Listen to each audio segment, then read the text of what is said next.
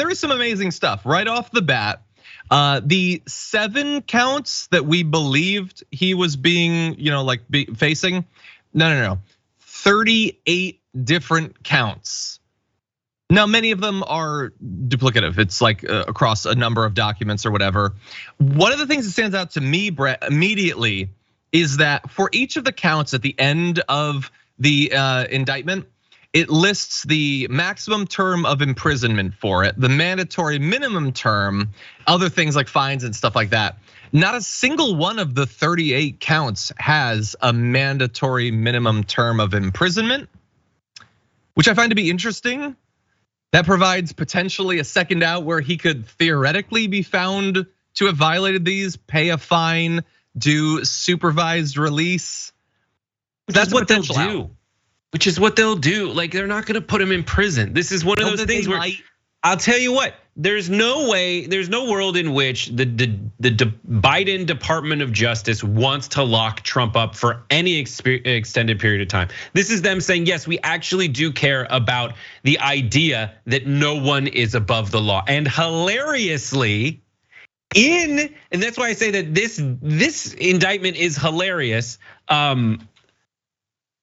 In this document, they actually quote a section where Trump himself says that no one is above the law. Like they say, here are moments during Trump's presidency where he has himself said that if he were president, he would prosecute himself for something like this. They say, quote, during his presidency, he said, no one is above the law. In my administration, I'm going to enforce all laws concerning the protection of classified information. Quote, that's all a quote, as is no one is above the law. We also need to fight this battle by collecting intelligence, then protecting our classified secrets. We can't have someone in the Oval Office who doesn't understand the meaning of the word confidential or classified. There are 5 different quotes in this indictment that say Trump said he would have done it to himself if he found out he did this. We'll see. The interesting thing is, in that hypothetical, we're sort of talking about what he would do to charge himself, but he might actually have an opportunity to do the opposite of it. Because we have to bear in mind, we don't know the speed at which we're gonna proceed through this thing. Right now, Eileen Cannon is the Trump appointed judge who's first going to be in charge of this. That does not mean that she's going to be permanently in charge of it by design, let alone by outcome. If she is permanently in place to be in charge of it, that's gonna be challenged because she was incredibly deferential to Donald Trump, his legal team. But regardless of who the judge ends up being, this is complex and there's a lot of charges. It could take a couple of years, which means Donald Trump could be president by the time he faces the jail time. And these are federal charges, so in theory, he could pardon himself at that point. He could get into office and pre-pardon himself for any of the ones that he is eventually found to be guilty of. So again, there's a lot of really wild ways that this could play out. I will also say, Brett, I noticed, the number of counts is super important. It is very detailed in terms of that transcript, and a lot of what we were talking about earlier in the show, that's true. There's more details, but also it does specifically say that Walt Nauta is the co-conspirator. They have specific quotes from his interviews with law enforcement. They specifically cite lies that he told the investigators. It's super detailed, by the way. It's 49 pages. It's about as long as a Clarence Thomas dissent in a voting rights trial. But anyway, anything else that you noticed in that? So I love, it lays out the timeline. It says it's so like kind of spicy. It goes like, at 12 p.m. on January 20th, 2021, Trump ceased to be president.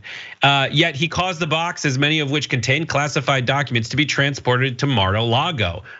He was not authorized to possess them. Then he goes, Mar-a-Lago was an active social club, which between January 2021 and August 2022 hosted events with tens of thousands of members and guests.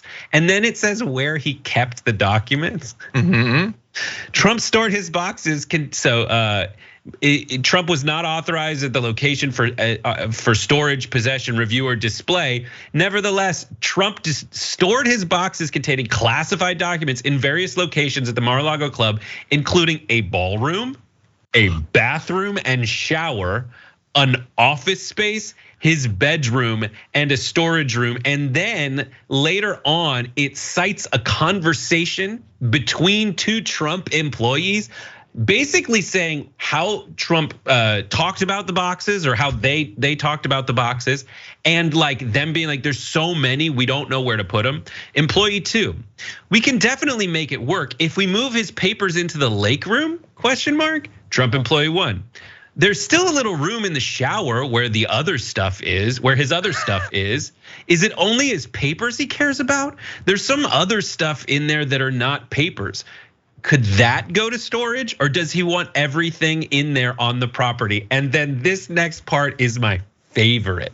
Yeah. Trump employee 2 says, yes, anything that's not the beautiful mind paper boxes can definitely go to storage. Want to take a look at that space and start moving tomorrow AM. So that's the beautiful mind, is he was scrolling all over the boxes. The beautiful mind paper box is just like the ones where it's like, oh, there's a connection here, there's a connection there, where he loses his mind. That's how I picture Trump.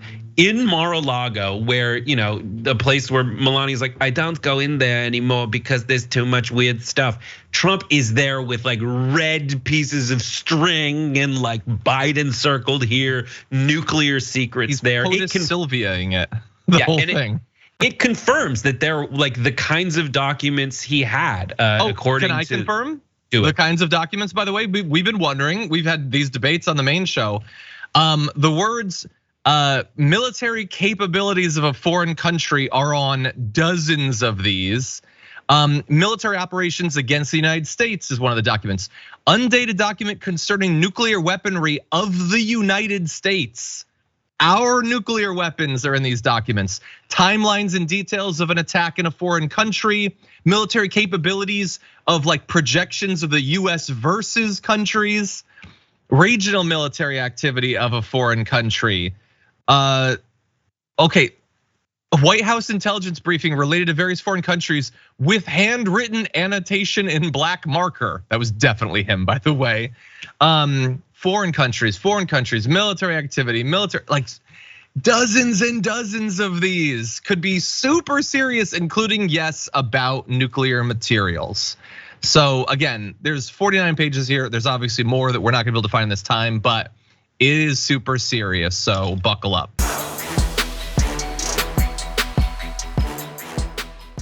For more political news, breakdowns, interviews, stories of activism, and me trying my hardest to care about the occasional big celebrity news story, subscribe to our YouTube channel at youtube.com/The Damage Report.